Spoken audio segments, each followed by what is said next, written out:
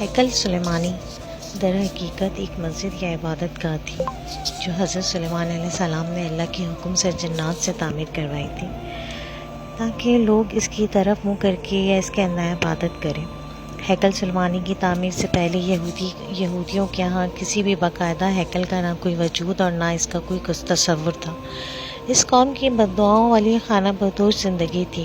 ان کا ہیکل یا معبد ایک خیمہ تھا۔ اس خیمے میں تابوت سکینہ رکھا ہوتا تھا جس کے جانب یہ رک کر کے عبادت کیا کرتے تھے۔ روایت کے مطابق یہ تابوت جس لکڑی سے تیار کیا گیا تھا اسے شمشاد کہتے ہیں، جسے جنت سے حضرت آدم علیہ السلام کے پاس بھیجا گیا تھا۔ یہ تابوت نسل در نسل انبیاء سے ہوتا ہوا حضرت موسیٰ علیہ السلام تک پہنچا تھا۔ اس مقدس صندوق میں حضرت موسیٰ علیہ السلام کا عصا، من و سلوہ اور دیگر انبیاء کی یادگاریں تھیں۔ یہودی اس تابوت کی برکت سے ہر مصیبت پریشانی کا حل کر لیا کرتے تھے۔ مختلف اقوام کے ساتھ جنگوں کے دوران اس صندوق کو لشکر کے آگے رکھا کرتے، اس کی برکت سے دشمن پر فتح پایا کرتے۔ جب حضرت داؤد علیہ السلام کو بادشاہت عطا ہوئی تو آپ نے اپنے لیے ایک باقاعدہ محل تعمیر کروایا۔ ایک دن ان کے ذہن میں خیال آیا کہ میں خود تو محل میں رہتا ہوں جبکہ میری قوم کا معبد آج بھی خیمے میں رکھا ہوتا ہے۔ یہ بائبل کی روایت ہے جسے بائبل میں ہے۔ بادشاہ نے کہا، میں تو دیودار کی شاندار لکڑی سے بنے ہوئے ایک محل میں رہتا ہوں، مگر خداوند کا تابوت ایک خیمے میں پڑا ہوا ہے۔ چنانچہ آپ نے ہیکل کی تعمیر کا ارادہ کیا اور اس کے لیے ایک جگہ کا تعین کیا۔ ماہرین نے آپ کو مشورہ دیا کہ اس ہیکل کی تعمیر آپ کے دور میں ناممکن ہے، آپ اس کا ذمہ اپنے بیٹے حضرت سلیمان علیہ السلام کو دے دیجیے۔ چنانچہ حضرت سلیمان علیہ السلام نے 1970 سے 1930 اپنے دور حکومت کے چوتھے سال میں اس کی تعمیر کا باقاعدہ آغاز کیا۔ آج اس کی بناوٹ اور مضبوطی سے اندازہ کیا جا سکتا ہے کہ یہ تعمیر انسانوں کے بس کی بات نہیں تھی۔ اتنے بھاری اور بڑے پتھروں کو ان جنات کی طاقت سے چنا گیا تھا جن پر حضرت سلیمان علیہ السلام کی حکومت تھی۔ ہیکل کی پہلی تعمیر کے دوران ہی حضرت سلیمان اس دنیا سے رخصت ہو گئے، لیکن جنات کو پتہ نہ چل سکا اور انہوں نے ہیکل کی تعمیر مکمل کر دی۔ یہ واقعہ آپ نے پہلے بھی پڑھا ہوگا کہ حضرت سلیمان علیہ السلام کی روح اللہ نے دوران عبادت ہی قبض کر لی، لیکن اس کی ترکیب اس طرح بنی کہ آپ ایک لکڑی پر سر اور کمر رکھ کر عبادت میں مصروف ہو گئے، اور اس لکڑی کے سہارے سے یوں لگتا تھا کہ آپ اب بھی عبادت ہی کر رہے ہیں جبکہ آپ کا انتقال ہو چکا تھا۔ بہرحال یہ ہیکل معبد یا مسجد بہت عالی شان اور وسیع و عریض تعمیر کی گئی تھی۔ حضرت سلیمان علیہ السلام کی وفات کے بعد اس میں 3 حصے کر دیے گئے تھے۔ بیرونی حصے میں عام لوگ عبادت کیا کرتے، اس سے اگلے حصے میں علماء جو کہ انبیاء کی اولاد میں سے ہوتے ان کی عبادت کی جگہ تھی۔ اس سے اگلے حصے میں جسے انتہائی مقدس سمجھا جاتا تھا اس میں تابوت سکینہ رکھا گیا تھا۔ اس حصے میں کسی کو بھی داخل ہونے کی اجازت نہیں تھی سوائے سب سے بڑے عالم پیش امام کے۔ وقت گزرتا رہا، اس دوران بنی اسرائیل میں پیغمبر مبعوث ہوتے رہے۔ یہ قوم بد سے بدتر ہوتی رہی۔ یہ کسی بھی طرح اپنے گناہوں سے توبہ طائب ہونے یا ان کو ترک کرنے کے لیے تیار نہیں تھے۔ یہ ایک جانب عبادتیں کیا کرتے، دوسری جانب اللہ کے احکام کی صریح خلاف ورزی بھی کرتے تھے۔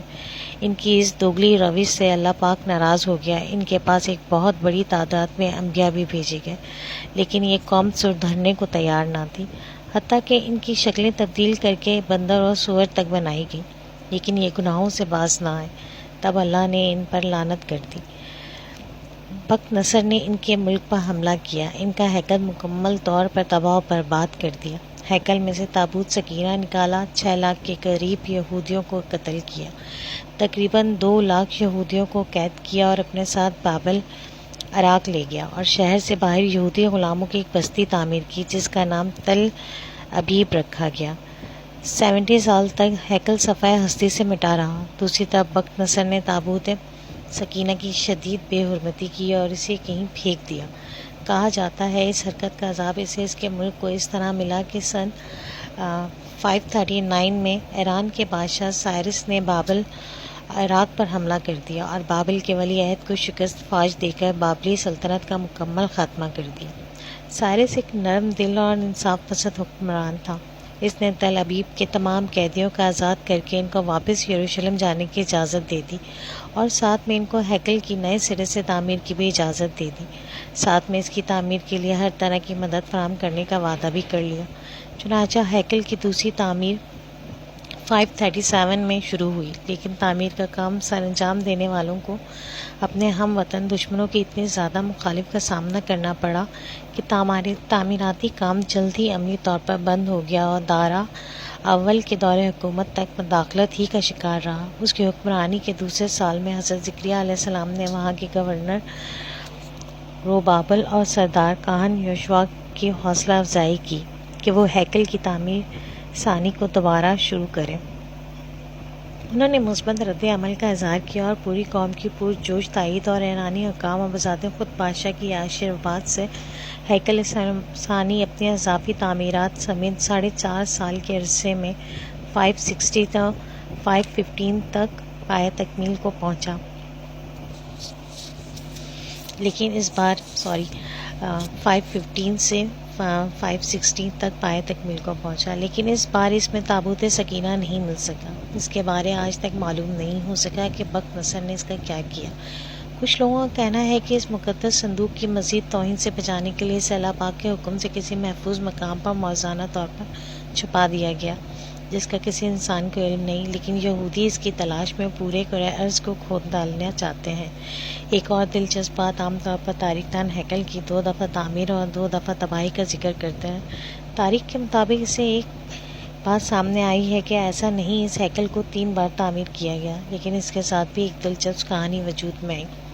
ہیروڈس بادشاہ، جو کہ حضرت عیسیٰ علیہ السلام کی پیدائش سے چند سال پہلے کا بادشاہ ہے، اس نے جب اس کی بہتر طریقے سے تعمیر کی نیت کی تو یہودیوں کے دل میں خوف پیدا ہوا کہ اگر اسے نئے سرے سے تعمیر کے لیے گرایا گیا تو دوبارہ تعمیر نہیں ہوگا۔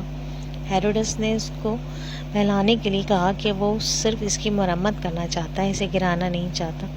چنانچہ 19 میں اس نے ہیکل کے ایک طرف کے حصے کو گرا کر اسے تبدیل کے ساتھ کچھ اور وسیع کر کے تعمیر کروایا۔ یہ طریقہ کامیاب رہا اور یوں یہودیوں کی عبادت میں خلل ڈالے بغیر تھوڑا تھوڑا کر کے ہیکل گرایا جاتا اور اس کی تعمیر، اس کی جگہ نیا اور پہلے سے مختلف ہیکل وجود میں آتا رہا۔ یہ کام 18 ماہ میں مکمل ہوا اور یوں تیسری بار ہیروڈس کے ذریعے ایک نیا ہیکل وجود میں آ گیا۔ کچھ عرصے بعد حضرت عیسیٰ علیہ السلام کا ظہور ہوا۔ اللہ کے اس رسول پر ایک بار پھر یہودیوں نے حسب معمول مظالم کے پہاڑ توڑنے شروع کر دیے۔ دراصل وہ اپنے مسیح کے منتظر تھے جو دوبارہ آ کر ان کو پہلے جیسے شان و شوکت عطا کرتا۔ حضرت عیسیٰ علیہ السلام کے مصلوب ہونے کا واقعہ پیش آیا۔ آپ کے مصلوب ہونے کے 70 سال بعد ایک بار پھر یہودیوں پر اللہ کا عذاب نازل ہوا۔ اس بار اس عذاب کا نام ٹاٹس تھا۔ یہ رومی جنرل بابل کے بادشاہ بخت نصر سے بھی زیادہ ظالم ثابت ہوا۔ اس نے ایک دن میں